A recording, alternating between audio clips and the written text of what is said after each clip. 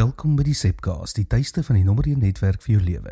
Dis waar ons stadiger dink, dieper kyk en ontdek hoe Jesus nie net toegewerk het nie, maar nou werk. Ons onderskat gewone dae, maandag, dinsdag, nog 'n vergadering, nog 'n skoolrun, nog 'n WhatsApp. Dit voel soos herhaling, maar eintlik is dit vorming.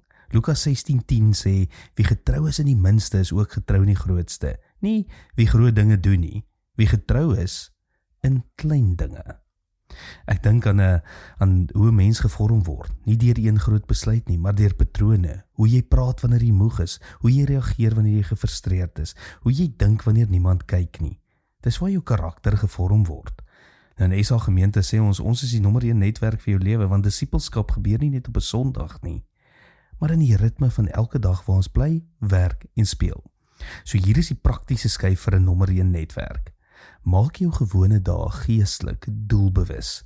Begin jou dag met 'n kort oomblik by God, al is dit 2 minute of 5 minute. Kies een area per dag om bewustelik Jesus te reflekteer. Eindig jou dag met 'n eenvoudige vraag. Waar het ek vandag gegroei? Lekker positief. Jy hoef nie jou lewe dramaties te verander nie.